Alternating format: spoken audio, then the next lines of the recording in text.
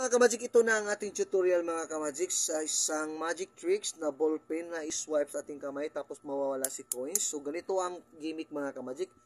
Mag-prepare ka na ng ballpen, any pencil ba or ballpen ba, din any coins, 1 peso, 5 peso, 20 pesos, and 10 pesos coins mga kamagic. Tapos i-close si palm. Pag-close mga kamagic, slide ang coins, open the palm, yan, open, ganun. So, yun ang nangyari mga kamagic. Tapos, habang nagsasalita ko mga kamagic, pero itong aking kamay ay kukunin ko si coins. Yan. Ganyan mga kamagic. Yan. Kukunin ko si coins.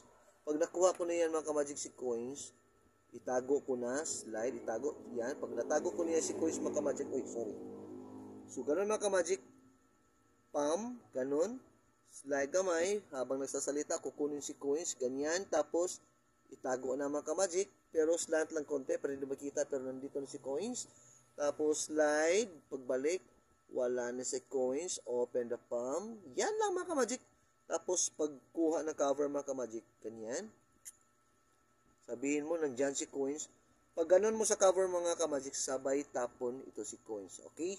And 1, 2, 3. Yun lang. I hope you are enjoying mga kamagic. Please follow my page Crisanto Reynot Muhit and like my YouTube channel. If you like this video, please like and share. Gawin naman natin ulit mga kamagic. Gawan. Lanyan mga kamagic. Ilagay si coins. I-close ang palm. Tapos, swipe natin itong ballpen mga kamagic. Ganun. Then, mawawala si coins. Just watch. Look what will happen. Slide, slide, slide. Wala na si coins. Tingnan natin ang cover. Yan, pag-drop mga kamagic, ito si coins, sabay drop, in 1, 2, 3, boom! Thanks for watching, and Viva Jesus. If you enjoy, please like and share my video. Thanks!